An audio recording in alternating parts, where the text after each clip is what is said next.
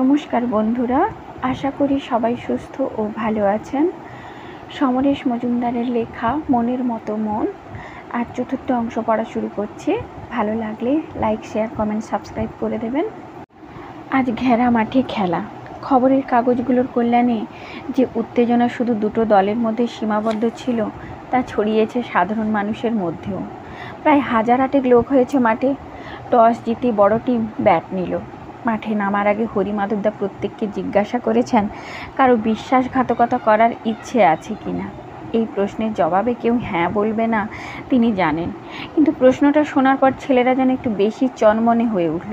শ্যামবাজারের বোলিংয়ের বিরুদ্ধে বড় ক্লাবের কোনো অসুবিধে হচ্ছিল না। মাঝে মাঝে উইকেট পড়লেও ওরা 45 ওভারে 265 তুলে যখন প্যাভিলিয়নে ফিরল তখন বিজয়ী উল্লাস শুরু হয়ে গিয়েছে। এই রানের পাহাড়ে কাছে শ্যামবাজারের আত্মসমর্পণ করা ছাড়া কোনো উপায় নেই। ব্যাট করার আগে হরিমাধবদার স্বপ্নাশিসের সামনে এলেন। প্রতিটা বল মানে একটা রান, একটা বল মিস হওয়া মানে পরের বলে 2টো রান নিতে হবে। কিন্তু প্রথম 5টা ওভারে টেনশন করবি না, ঝুঁকি না নিয়ে খেলবি। চোখ সেট হবার পর ওই ফর্মুলায় যাবি। মাথা নেড়ে মাঠে নেমেছিল স্বপ্নাশিস। ফিল্ডিং করার সময় সে অনেকবার মাঠের বাইরে গ্যালারির দিকে তাকিয়েছে। কয়েকজন মহিলা আজ মাঠে এসেছেন খেলা দেখতে। আহির তাদের মধ্যে নেই। শব্দটা মনে আসতেই হেসে ফেলল সে হাঁটতে হাঁটতে। আহির তো নিজেকে মহিলা বলে ভাবতে রাজি নয়। হয়তো সঙ্গী পায়নি কিংবা বাড়িতে অসুবিধে হয়েছে বলেই সে আসেনি। প্রথম ওভারে কোনো রান হলো না। অফ স্ট্যাম্পের বাইরে মাপা লেংথে বল করে গেল Abhishek. Bengali medium pace bowler. গতবার ইন্ডিয়া টিমের সঙ্গে শ্রীলঙ্কা ঘুরে এসেছে, খেলার সুযোগ পায়নি। 2টো বল স্ট্যাম্পের মধ্যে ছিল। ডিফেন্সিভ খেলেছে স্বপ্নাশিস। মেডেনের হাততালি পড়ল। দ্বিতীয় ওভারে তৃতীয় বলে কাট করতে গিয়ে কট আউট হয়ে গেল স্বপ্নাশিসের পার্টনার। কোনো রান না করে 1 উইকেটে। দ্বিতীয় ওভারের শেষেও স্কোরবোর্ড 0। 12টা বল চলে গিয়েছে, এখনও রান নেই। যদিও হরিমাধবদা বলেছেন ধীরে খেলতে, তবু স্বপ্নাশিস দেখলো অভিষেক রাউন্ড দ্য উইকেট বল করতে এসেছে। পিচে পড়ে বল এতটা বাইরে দিয়ে গেল যে উইকেট কিপারকে ঝাঁপাতে হলো সেটাকে ধরতে। আম্পায়ার ওয়াইড দিতে শ্যামবাজারে প্রথম রান হলো। দ্বিতীয় বল ফুল টস। সঙ্গে সঙ্গে ঘোরালো স্বপ্নাশিস। বিদ্যুৎ বেগে 4। এই মারের পরই ছন্দ পেয়ে গেল সে। অভিষেকের ওই ওভারে 15 রান নিয়ে এভারেজ 5 তুলল সে। বিপরীত দিকে গিয়ে ফিল্ডারদের দেখে নেওয়ার সময় গ্যালারিতে নজর যেতেই সমস্ত শরীরে বিদ্যুৎ খেলে গেল। আহির আজ শাড়ি পরেনি, জিন্সের ওপর লাল টপ। সমস্ত মাঠ যেন আলোয় ভরে গেল। ক্রিকেটের বলকে যখন কোনো ব্যাটসম্যান ফুটবলের আকারে দেখে তখন তাকে আটকানো মুশকিল হয়। 10 ওভারে যখন 90 এবং স্বপ্নাশিসের ব্যক্তিগত স্কোর 82, তখন স্পিনার বল করতে এলো। ভাগ্যলক্ষ্মী যখন সাহসীদের পাশে এসে দাঁড়ান তখন বিপক্ষের কিছুই করার থাকে না। উইকেট ছেড়ে এগিয়ে গিয়ে 4টে বলে 6 মারল স্বপ্নাশিস। পঞ্চম বলটা ব্যাটে না লাগায় ঘুরে দেখলো সেটা উইকেট কিপারের হাতে চলে গেছে। ক্রিজ ছেড়ে সে এতটা এগিয়ে আছে যে ফিরে যাওয়ার সময় নেই। কিন্তু সে অবাক হয়ে দেখলো উইকেট কিপার বল ধরেই পা পিছলে পড়ে গেল। মুহূর্তেই ড্রাইভ দিয়ে লাইনের ওপাশে ব্যাট রাখতে হলো স্বপ্নাশিস। দ্বিতীয় চেষ্টায় উইকেট কিপার বল তুলে উইকেট ভাঙার আগেই ঘটনাটা ঘটাতে পারল সে। সেঞ্চুরি হয়ে গেছে বলে এত ঝুঁকি নেওয়া উচিত নয়। এখন অনেক পথ বাকি। একটা 4 আর 2টো করে রান প্রতি ওভারে নিলেই চলবে। 25 ওভারের মাথায় যখন স্বপ্নাশিস আউট হলো তখন দলের রান 190 এবং তার 162। তৃতীয় রান নিতে গিয়ে রান আউট হয়ে যখন সে বেরিয়ে আসছে তখন সমস্ত মাঠ জুড়ে পায়ের আর ডানার শব্দ। হরিমাধবদা তাকে জড়িয়ে ধরলেন, বললেন, সাবাস, তোর যা করার তার চেয়ে অনেক বেশি করেছিস। 120 বলে 75 রান যদি বাকিরা না তুলতে পারে তাহলে ওদের ক্রিকেট ছেড়ে দেওয়া উচিত। তবে স্বপ্নাশিস তাকালো। ওকে ঘিরে এখন বেশ বড় ভিড়। সেসব গ্রাহ্য না করে হরিমাধবদা বললেন, ক্রিকেট খেলছিস আর এটা ভুলে গেলি যে তুই দলের জন্য খেলছিস? ওইভাবে মেরে খেললে হাততালি পাওয়া যায় ঠিকই, কিন্তু সঙ্গে সঙ্গে নিজের ডেথ সার্টিফিকেট লেখাও হয়ে যেতে পারে। ওই সময় উইকেট কিপার যদি পড়ে না যেত তাহলে মুখ চুন করে ফিরে আসতে হতো তোকে। সবসময় মনে রাখিস, অতি বাড়লে ঝড়ে পড়ে যেতে হয়। আপনি তো বলেন কি খেললি, কেমন খেললি, এসব কেউ মনে রাখবে না। স্কোর বুকে যা লেখা থাকবে সেটাই শেষ কথা। সেই লেখাটা যাতে ভবিষ্যতে ঠিকঠাক লেখাতে পারিস তাই এই সব বলা। যা, আর একজন গেল। হরিমাধবদা ছুটে গেলেন খেলোয়াড়দের দিকে। প্রচণ্ড উত্তেজনার মধ্যে 1 উইকেট হাতে থাকতে ম্যাচ জিতে গেল শ্যামবাজার।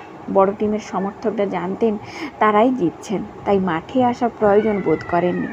আজকের দর্শকদের মধ্যে বেশিরভাগই যে শ্যামবাজারের সমর্থক তা ম্যাচের শেষে বোঝা গেল। শ্যামবাজারের কর্মকর্তারা জড়িয়ে ধরেছেন খেলোয়াড়দের। সেক্রেটারি সুনীলদা হরিমাধবদাকে জড়িয়ে কেঁদে ফেললেন।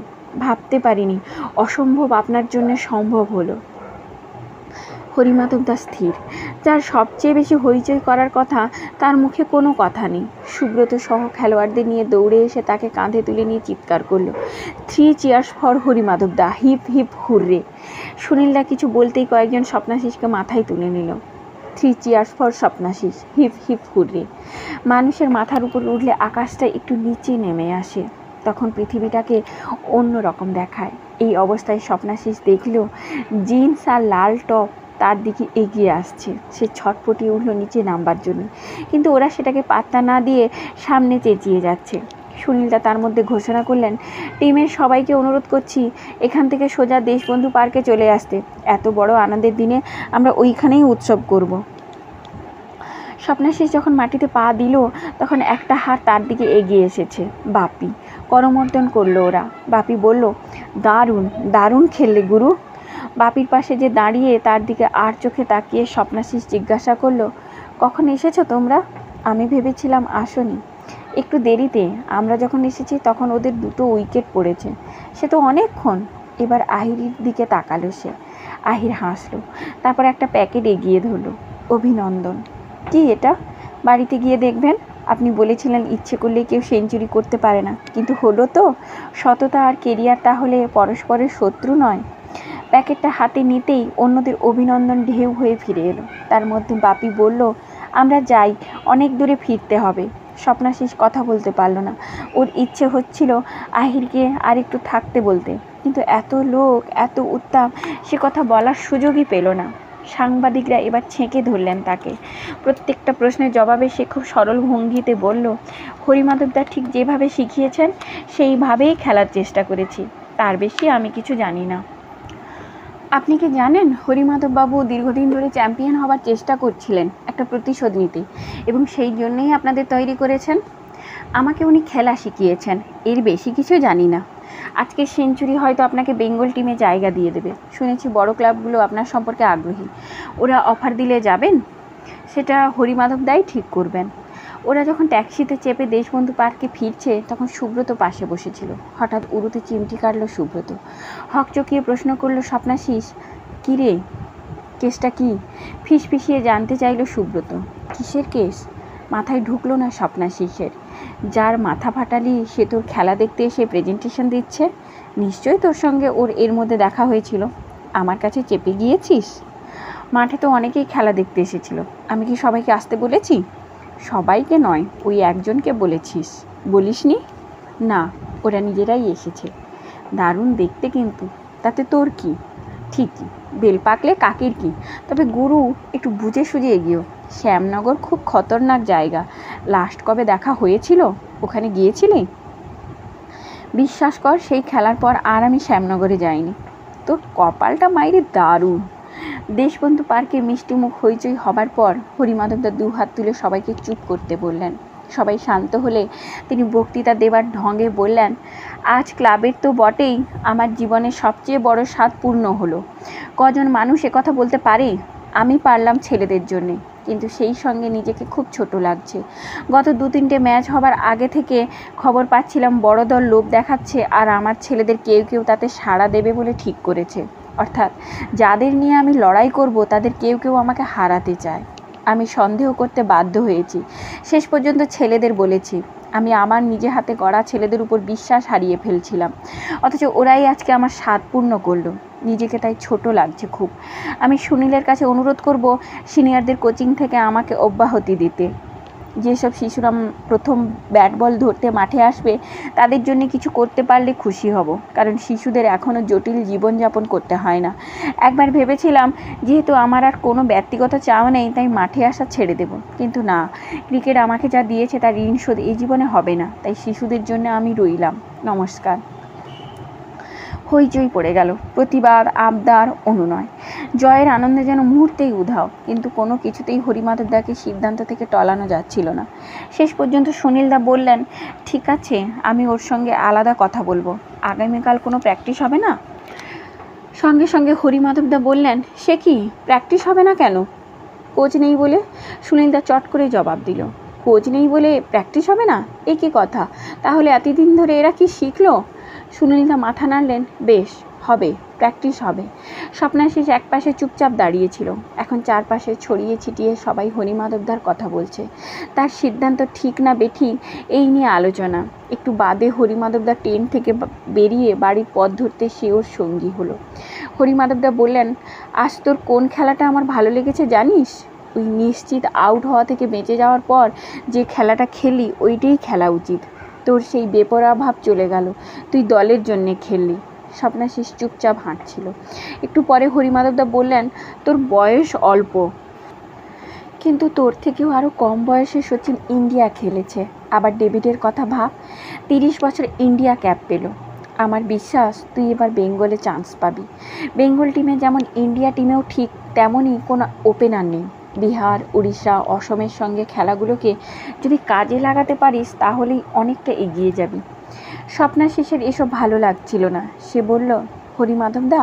হ্যাঁ বল। আপনি আমাদের ছেড়ে যাবেন না? ছেড়ে যাচ্ছি কোথায়? কোনো সমস্যা পড়লেই এসে কথা বলবি। হরিমাধবদা বললেন, তা তুই শ্যামবাজারে না খেলে বড় ক্লাবগুলোতে খেললেও আমার দরজা খোলা থাকবে। আমি দল বদল করলে আপনি খুশি হবেন? যদি তোর মনে হয় যা চাইছিস তা শ্যামবাজার দিতে পারছে না, তাহলে জোর করে পড়ে থাকলে মনের উপর চাপ বাড়বে, সহজ খেলা খেলতে পারবি না। সেক্ষেত্রে যারা তোর সাহায্যে আসবে তাদের কাছে যাওয়াই ভালো। তবে যেখানেই যাবি সৎ থাকবি। মাঠে নেমে কখনো ক্রিকেটের সঙ্গে বেইমানি করিস না। মনে রাখিস, বেইমানদের ইতিহাস কখনো ক্ষমা করে না। হরিমাধবদা আবার হাঁটা শুরু করলেন। আজ রাত হয়ে গিয়েছে বাড়ি ফিরতে, সে কথা খেয়ালে এলো বাড়ির সামনে এসে। বাইরের ঘরে আলো জ্বলছে, দরজা খোলা। পা বাড়াতেই পিতৃদেব মুখ ফেরালেন। দাঁড়াও। স্বপ্নাশিস স্থির হলো। আর যখন সবাই তাকে নিয়ে মাতামাতি করছে, তখন পিতৃদেব গলার স্বর একটুও পাল্টাননি। গম্ভীর গলায় বললেন, এ বাড়ির নিয়মগুলো জানা আছে? হ্যাঁ, আজ ফাইনাল ছিল। খেলা ভেঙেছে সন্ধ্যের অনেক আগেই। তুমি যত বড় খেলোয়াড় হও না কেন, যদি ভাবো তোমার জন্য নিয়মগুলো বদলাবে, তাহলে ভীষণ ভুল করেছো। এই শেষবার। এরপর আর আমি টলারেট করব না। কথাটা মনে থাকে যেন। আচ্ছা। স্বপ্নাশিস পা বাড়াচ্ছিল ভেতরের দিকে। পিতৃদেব হাত তুলে তাকে থামালেন। ভদ্রতাবোধ, সৌজন্য, এসব কি নতুন করে শেখাতে হবে তোমাকে? আজ কি হলো? আমরা জিতেছি। চ্যাম্পিয়ন হয়েছো? হ্যাঁ। ভোজুবাবুরা নিশ্চয়ই তোমার উপর খুব রেগে গেছেন। আমার সঙ্গে দেখা হয়নি। হাতে ওটা কি? বোধহয় বই। উত্তর দেওয়া মাত্র বুক ধক করে উঠল। কি বই? খুলে দেখিনি, একজন দিয়েছে। যাও। ঘরে ঢুকে অন্ধকারে একটু সময় দাঁড়িয়ে থাকলো সে। তার মনে হচ্ছিল এবার পিতৃদেবের মুখের উপর বলা দরকার, এরকম ব্যবহার আর আপনার করা উচিত নয়। তার খুব রাগ হচ্ছিল, কিন্তু এই মুহূর্তে সেটা প্রকাশ করার কোনো উপায় ছিল না। আপনাকে আমি আগ বাড়িয়ে খেলার খবর দিইনি, কারণ সেরকম সম্পর্ক বাল্যকাল থেকে আপনি রাখেননি। আমার যথেষ্ট সৌজন্যবোধ আছে, কিন্তু আপনার কাছে সেটা দেখানোর আবহাওয়া আপনিই তৈরি করেননি। আলো জ্বালল সে। তারপর প্যাকেটটা খুলতেই বইটা বেরিয়ে এলো। জীবনানন্দ দাশের শ্রেষ্ঠ কবিতা। কবিতা কি এ জিজ্ঞাসার কোনো আবছা উত্তর দেওয়ার আগে এটুকু অন্তত স্পষ্টভাবে বলতে পারা যায় যে কবিতা অনেক রকম। প্রথম লাইনটা পড়ল সে। তারপরে সূচিপত্রের ডান দিকে সুন্দর হস্তাক্ষর। আজ যে সফল হবে, কাল তাকে শুদ্ধ করবে এই কবিতাগুলো। আহির। সকাল 10:30। পাতা উল্টালো স্বপ্নাশিস। কবিতা পড়ার অভ্যেস তার নেই। কোনোদিন পাঠ্যপুস্তকের বাইরে সে কবিতা পড়েনি। পাতা উল্টাতে উল্টাতে হঠাৎই নজর গেল আটকে। সারাদিন মিছে কেটে গেল। সারা রাত বড্ড খারাপ। সঙ্গে সঙ্গে মন কীরকম হয়ে গেল। সচেতনে বইটা রেখে ঠিক করলো আগাগোড়া পড়ে ফেলতে হবে। যদি ভালো নাও লাগে তবু পড়বে। আহির তাকে শুদ্ধ করার জন্য এই বই দিয়েছে। শুদ্ধ হবে সে। রাত্রে খেতে বসে তিনজনই একই নিয়মে খাচ্ছিল। হঠাৎ পিতৃদেব বললেন, দেবু, তোমার ভাইয়ের দল আর চ্যাম্পিয়ন হয়েছে। কাল খবরের কাগজে নিশ্চয়ই ছবি বের হবে। তোমাদের মা বেঁচে থাকলে নিশ্চয়ই খুশি হতেন, কারণ তিনি অল্পেই সন্তুষ্ট হতেন। খাওয়া থামিয়ে দেবাশিস জিজ্ঞাসা করলো, আরে তুই বলিসনি কেন? তুই পড়ছিলি তাই ডিস্টার্ব করিনি। খুব ভালো খবর। দেবাশিস আবার খাওয়া শুরু করলো। একজন ভালো খেলোয়াড় আর একজন ভালো ডাক্তারের মধ্যে কাকে মানুষের বেশি দরকার? পিতৃদেব প্রশ্নটা করলেন। মনে মনে তেতে গেল স্বপ্নাশিস। জবাবটা সেই দিল, ডাক্তার। দেবাশিস মাথা নাড়ল। প্রতি বছর সারা দেশ জুড়ে হাজার হাজার ডাক্তার তৈরি হচ্ছে, তাদের মধ্যে ভালোদের সংখ্যাও অনেক, কিন্তু প্রতি বছর একজন গাভাস্কার বা সচিন বের হয় না যাদের খেলা মানুষকে আনন্দ দিতে পারে। 1,00,000 স্কিল্ড পার্সনের চেয়ে একজন জিনিয়াস অনেক বেশি সম্মান দাবি করতে পারেন। তর্কে পেয়ে গেল স্বপ্নাশিসকে। পিতৃদেবের সঙ্গে খাবার টেবিলে বসে এত কথা কখনো বলেনি তারা। সে বলল, যে গ্রামে মানুষ চিকিৎসার অভাবে মারা যায় তারা একজন ডাক্তারকে যেভাবে চাইবে একজন খেলোয়াড়কে কখনো নয়। এবার পিতৃদেব বললেন, ঠিক আছে, অর্থাৎ তোমরা চুপ করো, অনেক হয়েছে। তিনি আজ বেশ আস্তে খাচ্ছেন। প্যাকেটে কি বই ছিল? দেবাশিস তাকালো। পিতৃদেব জিজ্ঞাসা করলেন, শুনতে পাওনি? স্বপ্নাশিস জবাব দিল, একটা কবিতার বই। তুমি আজকাল কবিতাও পড়ো নাকি? কবিতা পড়া কি খারাপ? পাল্টা প্রশ্ন করছো দেখছি। মেয়েটিকে? চমকে উঠল স্বপ্নাশিস। কার কথা জিজ্ঞাসা করছেন? আজ একাধিক মেয়ের সঙ্গে মিশেছ মনে হচ্ছে। খেলার শেষে ট্যাঁস সাজে যে মেয়েটা তোমাকে বই দিয়ে গেল তার কথা জিজ্ঞাসা করছি। আপনি কি করে জানলেন? Shut up. আবার প্রশ্ন? আমি চিনি না। শোনো, খেলোয়াড়দের চারপাশে সবসময় লোভের হাতছানি থাকে, বিশেষ করে যারা ক্রিকেট খেলে তাদের সম্পর্কেতেও কত গুজব রটে। তুমি যখন মেয়েটিকে চেনো না তখন আর ওকে প্রশ্রয় দেবে না। ওর ভাবনা চিন্তা আমার ভালো লাগেনি। মনের মধ্যে তোলপাড় হচ্ছিল স্বপ্নাশিসে। আইজ যে মাঠে গিয়ে তার সঙ্গে দেখা করছিল সে খবর পিতৃদেব পেলেন কি করে? কেউ কি দেখে এসে ওকে জানিয়েছে? সে দেবাশিসের দিকে তাকালো। নির্লিপ্ত ভঙ্গিতে খেয়ে চলেছে। দাদাকে কি বাবা পাঠিয়েছিলেন? তার মনে পড়ল এর আগের দিন এ বাড়িতে আসা কাগজের খবর না থাকা সত্ত্বেও পিতৃদেব ঠিকঠাক খেলার কথা বলছিলেন। তবে কি উনি নিজেই আজ মাঠে গিয়েছিলেন? অসম্ভব। কি ব্যাপার, তোমার ভাব সমাধি হয়ে গেল নাকি? এমন কি ভাবছো যে জগৎ বিস্মরিত? তুমি আমার কাছে মিথ্যে বলছ না তো? কি ব্যাপারে? ওই মেয়েটির ব্যাপারে? আগে না। তাহলে এত চিন্তার কি আছে? আর যদি প্রমাণিত হয় তুমি মিথ্যেবাদী তাহলে এ বাড়িতে তোমার স্থান নেই, মনে রেখো। দেবাশিস এতক্ষণ খেয়ে যাচ্ছিল। এবার বলল, স্বপ্ন সেরকম নয় বাবা। কীরকম? আমরা দুজনে প্রায়ই আলোচনা করি ব্রহ্মচারী হয়ে থাকার ব্যাপারে। তোমার কথা আলাদা। ডাক্তারির পড়ার সময় বলে দিয়েছিলাম, খবরদার গাইনি হওয়ার চেষ্টা করো না, মেয়েদের সংস্পর্শে আসতে হবে। তুমি কথা শুনেছ, কিন্তু একে আমি সেরকম বিশ্বাস করতে পারছি না। পিতৃদেব উঠে গেলেন। ঘরে ফিরে মনে মনে খানিকটা সময় যুদ্ধ করলো সে পিতৃদেবের সঙ্গে। হিটলারের সঙ্গে এবার তাকে যে লড়াই করতে হবে তার রিহার্সাল দিল। দাদার উপর যত ইচ্ছে রোলার ঘোরা ক্ষতি নেই, কিন্তু সে এবার প্রতিবাদ করবে। মুশকিল হচ্ছে ওই মুখ সামনে এলে কথাগুলো কেমন তাল পাকিয়ে ভেতরে ঢুকে যায়। সে শেষ পর্যন্ত সিদ্ধান্ত নিল তাকে তাড়াতাড়ি বড় হতে হবে, ক্রিকেট খেলে নাম এবং অর্থ উপার্জন করতে হবে। একমাত্র রাস্তা এটা। তাহলেই তার পক্ষে পিতৃদেবের সঙ্গে যুদ্ধ করা সম্ভব। মনে মনে যুদ্ধের দামামা বাজিয়ে সে জীবনানন্দের বইয়ের পাতা উল্টালো। আজ যে সফল হলো কাল তাকে শুদ্ধ করবে এই কবিতাগুলো। শুদ্ধ বলতে আহির কি বুঝিয়েছে সে জানে না, কিন্তু তাকে কবিতাগুলো পড়তে হবে। প্রথম কবিতাটা পড়তে পড়তে সে থমকে গেল। এ তো তারই কথা। অগণন যাত্রীকের প্রাণ খুঁজে মরে অনির্বার, পায় নাকো পথের সন্ধান, চরণে জড়াইয়ে গেছে শাসনের কঠিন শৃঙ্খল। আর এর থেকে মুক্তির উপায় কবি লিখেছেন, ভেঙে যায় কীট প্রায় ধরনীর বিশীর্ণ নির্মুখ তোমার চকিত স্পর্শে। নির্মুখ মানে কি? কবিতার বই সরিয়ে অভিধান দেখল সে। খোলস, বর্ম। চোখ বন্ধ করল স্বপ্নাশিস। সত্যি তো, পিতৃদেবের শাসনের ফলে সে এক ধরনের বর্ম পরে রয়েছে। নিজের মুখ প্রকাশ করতে পারছে না। একমাত্র আহিরই পারে তাকে মুক্তির পথে এগিয়ে যেতে সাহায্য করতে। জীবনানন্দকে খুব পছন্দ হলো তার। বেঙ্গল টিভি নির্বাচিত হলো স্বপ্নাশিস। খবর পেয়েই সে ছুটল হরিমাধবদের কাছে। তিনি জড়িয়ে ধরলেন। গুড। প্রথম খেলা কার সঙ্গে?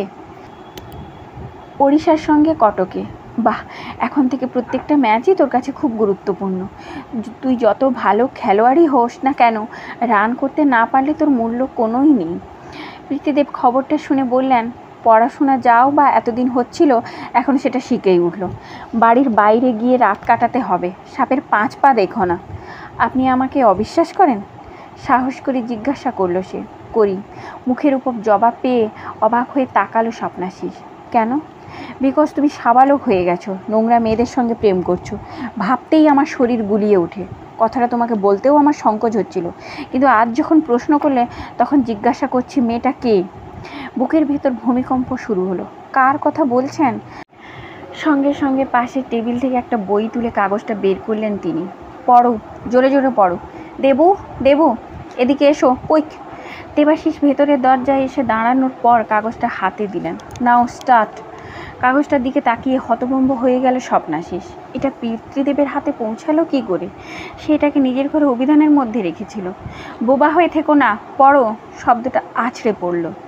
এটা আমার নয়। আবার আর্গুমেন্ট? পড়তে বলছি, পড়ো। এই চিঠি আমার নয়, আমি পড়তে পারবো না। ছো মেরে চিঠিটা নিয়ে পিতৃদেব দেবাশিসকে দিলেন। তুমি পড়ো। দেবাশিস পড়ল। My darling, I love you. তোকে ছাড়া আমার দিল দেওয়ানা। গত শনিবার তুই আমাকে গ্রেসের সিনেমা দেখালি। মনে হচ্ছিল আমি মাধুরী আর তুই অজয়। গালে লাগ যা। কিন্তু ডার্লিং, শাট আপ। উফ, কি তোর ভাষা! ছি ছি ছি, প্রচুর বানান ভুল। দেবাশিস পিতৃদেবের বাড়ানো হাতে চিঠি ধরিয়ে দিল। অশিক্ষিত, আনকালচার, এসব নোংরা মেয়ের সঙ্গে তুমি মিশছো? লুকিয়ে লুকিয়ে গ্রেসের সিনেমা দেখতে যাওয়া হচ্ছে? পাপ কখনো চাপা থাকে না, পাপি ভুল করবেই, তাই ডিকশনারিতে রেখেছিলে এটা। আমার চোখকে ফাঁকি দেওয়া?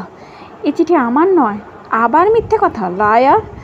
আমার কথা বিশ্বাস না করলে আপনি কেলোর মাকে জিজ্ঞাসা করতে পারেন। কেলোর মা? তাকে কেন জিজ্ঞাসা করব? ওই চিঠি কেলোর মাই আমাকে দিয়েছে। আই সি, শেখার, আজই ওকে তাড়াবো। দুটির কাজ করছে বুড়ি। কেলোর মা! বজ্রকণ্ঠে হুঙ্কার ছাড়লেন পিতৃদেব। কেলোর মা যে কাছাকাছি ছিল তা বোঝা গেল তার দ্রুত প্রবেশ। গেট আউট, নিকলো ইহা সে। ওদের মা চলে যাওয়ার পর থেকে তোমার উপর ছেড়ে দিয়ে ভুল করেছি। ওই ছেলেটার মাথা খাচ্ছ তুমি। আমি আবার কি করলাম? এই চিঠি এ বাড়িতে আনেনি তুমি? ওটা কি চিঠি? মাই ডার্লিং, গালে লাগ যা। কে লিখেছে? নাম কি তার? বিন্দু। বাঙালি এই নাম? ছি ছি, তার চিঠি এ বাড়িতে বয়ে এনেছো তুমি? অন্যায় হয়ে গিয়েছে। আমার মাথা ঠিক ছিল না তখন। আমার মাথা এখন ঠিক নেই। তোমাকে কাল থেকে আর কাজে আসতে হবে না।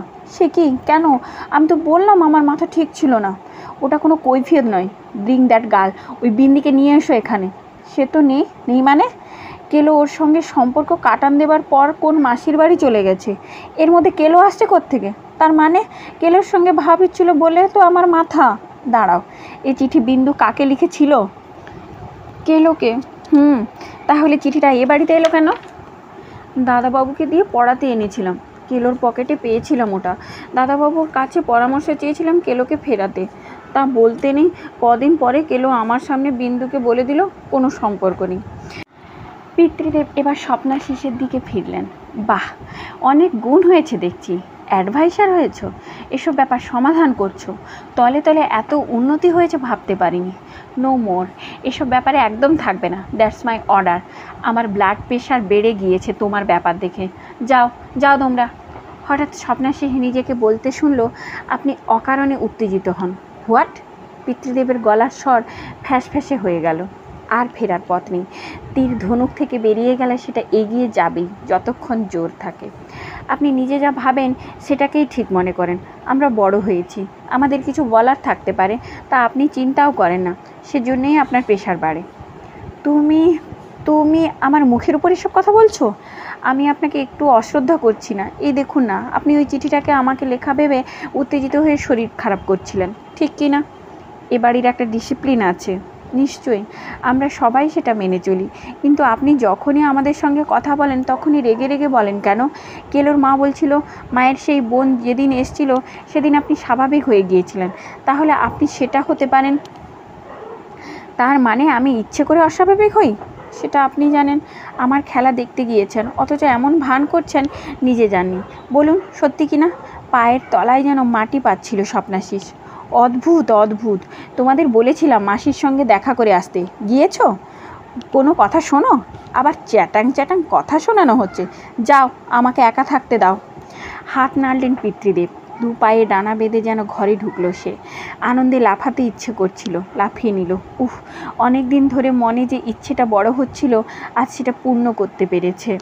কোনো প্রশ্নে ঠিকঠাক উত্তর দিতে পারেননি উনি, যেন একটা বিরাট যুদ্ধ জয় করে ফেলেছে সে। এমন ভঙ্গিতে দরজার দিকে তাকাতেই সে দেবাশিসকে দেখতে পেল, দেবাশিসের মুখ দেখার মতো।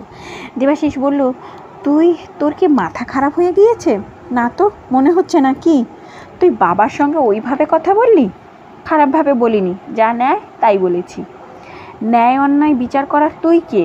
এমনিতেই মাথা গরম থাকে, তোর কথা শুনে যদি কিছু হয়ে যায় তাহলে? এখন থেকে শান্ত হয়ে যাবে। কখনো কখনো একজনকে এগিয়ে গিয়ে বেড়ালের গলায় ঘন্টা বাঁধতে হয়। যাকগে, কালই তুই সেই মাসির বাড়িতে যাবি। কেন? বাহ, তুই বাবার বাধ্য ছেলে, পিতৃ আদেশ লঙ্ঘন করা অপরাধ, তুই যাবি না? আমি কি করে যাব? কাল থেকে কড়া প্র্যাকটিস। জীবনানন্দ দাশের বইটা টেনে নিল সে। একটা কবিতা শুনবি দাদা? দেবাশিস বিরক্ত হয়ে দ্রুত ঘর ছেড়ে গেল। আহির বললে, কেমন আছেন? কফি হাউসের টেবিলে বসে স্বপ্নাশিস মাথা নাড়ল। ভালো। বইটা খুলেছিলেন? পুরোটা পড়া হয়ে গেছে, কিন্তু মনে হচ্ছে আরও কয়েকবার পড়তে হবে। সে কি, কেন? আচ্ছা, আপনি যখন প্রথম পড়েছিলেন একেবারেই সব বুঝেছিলেন? না, যতবার পড়ি ততবার বুকের ভেতরটা অন্য রকম হয়ে যায়। তাহলে আমার মতো মূর্খ একবারে কি বুঝবে? নিজেকে মূর্খ ভাবছেন কেন? মানুষ যতক্ষণ শুদ্ধ না হচ্ছে ততক্ষণ মূর্খ থাকে। এবার চোখ তুলল আহি। আপনি ঝগড়া করতে ভালোবাসেন না? স্বপ্নাশিস হেসে ফেলল। একদম না। আহির হাসলো। আজকের কাগজ দেখে আপনার বাবা কিছু বলেননি? না, ওর স্বভাব ভালো দেখলে হজম করে যাওয়া, খারাপ দেখলে বাঘের মতো ঝাঁপিয়ে পড়া। আপনি তো দেখেননি, একেবারে রয়্যাল বেঙ্গল টাইগার। তবু কাল আমি প্রথম মুখ খুলেছি, সাহস করে তো বলে ফেললাম। কি? স্বপ্নাশিস ঘটনাটা বলতেই আহির হেসে উঠল। মজার মানুষ তো। মজা? আপনার সঙ্গে আলাপ হলে বুঝতে পারবেন। বেশ, আপনার বাড়ির ঠিকানা দিন, একদিন গিয়ে আলাপ করে আসবো। সর্বনাশ। সর্বনাশ কেন? আমাকে বাড়ি থেকে বের করে দেবেন? আমার সঙ্গে সম্পর্ক রাখতে বাড়ি থেকে আপনাকে বেরিয়ে যেতে হবে? প্রায় তাই। তাহলে সম্পর্ক না রাখাই আপনার পক্ষে মঙ্গল। আহিরের মুখে মেঘ ঘনালো। অসম্ভব। বুঝতে পারলাম না। আহির বলল, আমার কোনো বন্ধুর ক্ষতি আমি চাই না। স্বপ্নাশিস মুখ তুলে তাকালো, আহিরের চোখে চোখ রাখলো, তারপর মুখ ঘুরিয়ে বলল, আমি কোনো কিছুর বিনিময়ে এই বন্ধুত্ব হারাতে চাই না। আমি কিভাবে বিশ্বাস করব? বিশ্বাস কিভাবে কাউকে করানো যায়? স্বপ্নাশিস অসহায় চোখে তাকালো। চিৎকার করে বললেও তো মানুষকে বিশ্বাস করানো যায় না। এই প্রশ্নের উত্তর দেওয়ার চেয়ে লিলি টমসম আক্রমের বলের মুখোমুখি হওয়া ঢের সোজা। স্বপ্নাশিসকে ভাবতে দেখে আহির বলল, তোমার বাবা যদি জানতে পারেন তাহলে নিশ্চয়ই তুমি বিপদে পড়বে। তখন তো তুমি সম্পর্ক ছিন্ন করতেও পারো। দুটো বিশ্ব রেকর্ড পকেটে নিয়ে ভারতবর্ষে এসে লারা ব্যাটে রান পায়নি। কবে কখন কি হবে এটা কখনো আগ বাড়িয়ে বলা যায় না। পাকিস্তান যে শারজায় শ্রীলঙ্কার কাছে হেরে যাবে তা কি কেউ জানতো?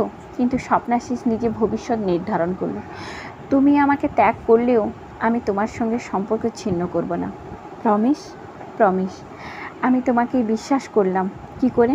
জানি না, কখনো কখনো বিশ্বাস করতে ভালো লাগে তাই। সেই রাতে ঘুম এলো না। কখন যে আপনি থেকে তুমিতে নেমে এসেছে কথাবার্তা, বিছানায় শুয়ে সেটাই মনে করতে পারছিল না স্বপ্নাশিস। এখন বুক জুড়ে অসম্ভব এক ভালো লাগা পাহাড়ি ঝর্ণার মতো তরতরিয়ে ছুটে চলেছে, যার কোনো অন্ত নেই। একেই কি প্রেম বলে? এখন যদি আহির তার কাছে একটা বিন্দু চায় তাহলে সমুদ্র দিয়ে দিতে পারে। জানলার বাইরে রাতে আকাশটাকে দেখল সে। শ্যামনগরের আকাশটা কি এখন এই রকম দেখাচ্ছে? আহির কি ঘুমাচ্ছে? ঘুমে চোখ চায় না জড়াতে।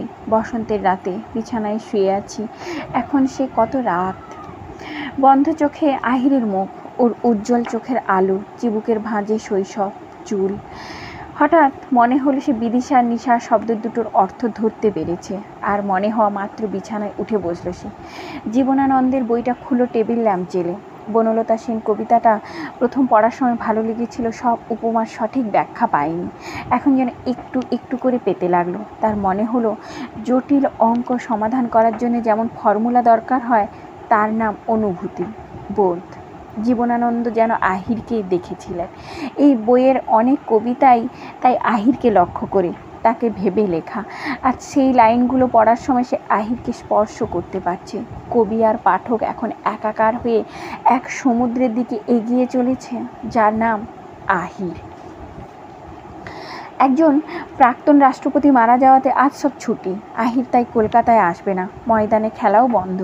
দুপুরে খেতে বসে পিতৃদেব বললেন, ধ্যাসটামো, রাষ্ট্রপতির চাকরি চলে যাওয়ার পর যে লোকটার কথাবার্তা সরকারকে বিব্রত করত, যাকে কেউ পাত্তা দিত না, সে পটল তুলতেই চারধারে প্যাঁপও শুরু হয়ে গেল।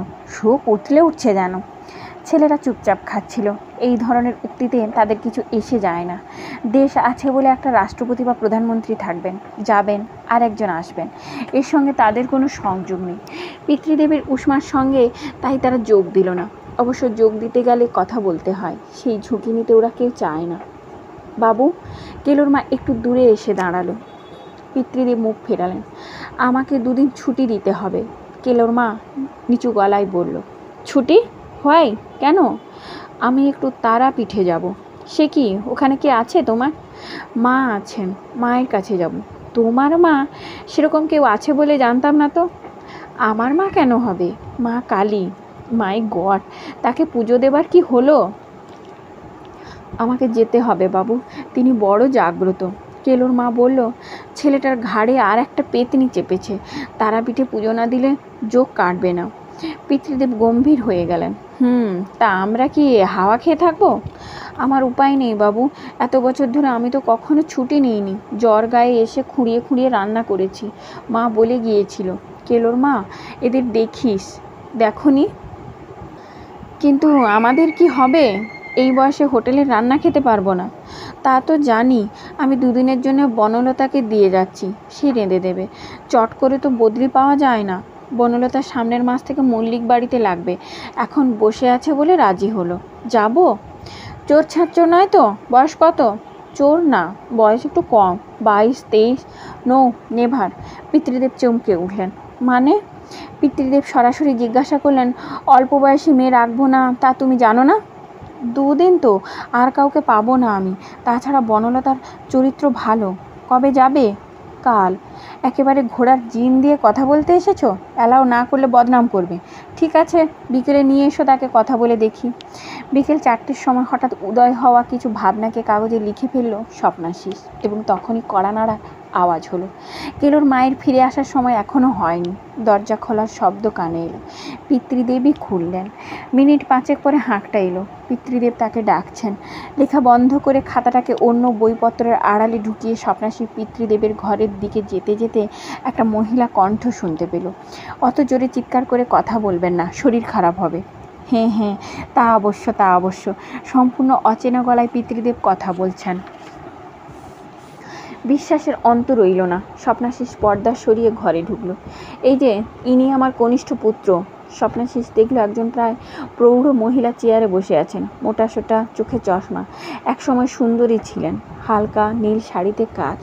তোমার মাসিমা? কতবার বললাম গিয়ে দেখা করে এসো, অবাধ্য। ওভাবে বলছেন কেন? ব্যস্ত থাকে বলে যেতে পারিনি।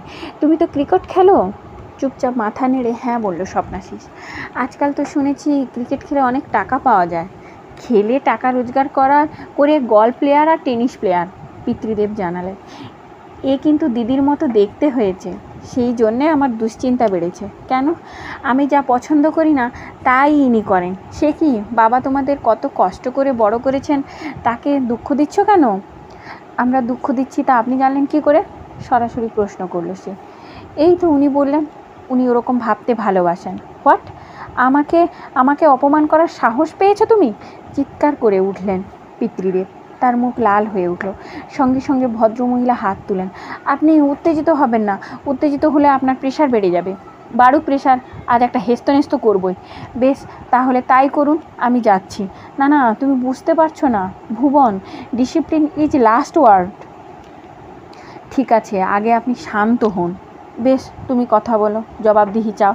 পিতৃদেব মুখ ঘুরিয়ে নিলেন। এই পিতৃদেবকে স্বপ্নাশিস প্রথম দেখল। ভদ্রমহিলা তার দিকে তাকাতেই সে বলল, আমি অন্যায় কথা কিছু বলিনি।